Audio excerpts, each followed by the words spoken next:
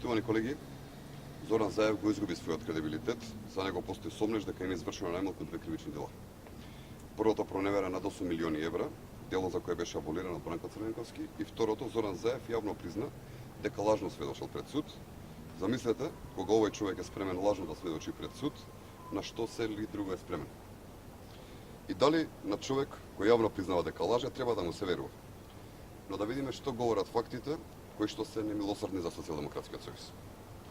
Просечната пензија од 2005 година беше 7463 денари, а во 2010 година изнесува 10.080 денари.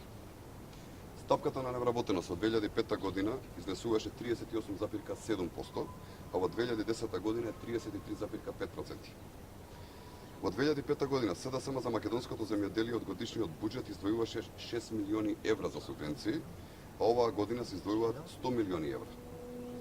За време на владењето на Социјалдемократскиот сојуз инвестициите во образованието се движеа за околу 3,5% од вкупниот буџет на државата, а владата на ВМРО ДПМН во времето на владењето на владата на ВМРО ДПМН тоа изнесува 5,2% од буџетот. Просечната нето плата во 2005 година е 12.600 денари, а во 2010 година изнесува 20.303 денари. Во периодот на владењето на СДСМ немаше светска економска криза, а имаше и инфлација, рекордна невработеност и зголемување на даноците. Владата на ВМРО ДПМН во периодот кога немаше светска криза даде исклучителни резултати, незапамтени во Република Македонија. Слободно може да се провери.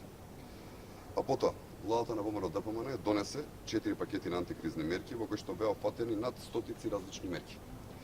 Благодарение на тие антикризни мерки спречивме девалвација на денарот, спречивме намалување на платите и пензиите, спречивме воведување на нови даноци, спречивме зголемување на даноците, спречивме пропаѓање на банки, спречивме губење на пари на штедачите, спречивме отпуштање од администрацијата и спречивме многу други негативни појави кои се појавија за жал во огромен број од европските држави.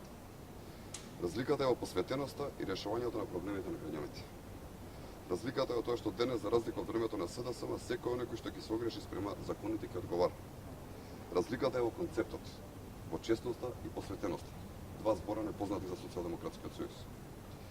Знаеме дека граѓаните се соочуваат со проблеми, но знаеме дека ВМРО ДПМН е единствената политичка партија која што нуди берба, која има капацитет и сила да ги решава овие проблеми.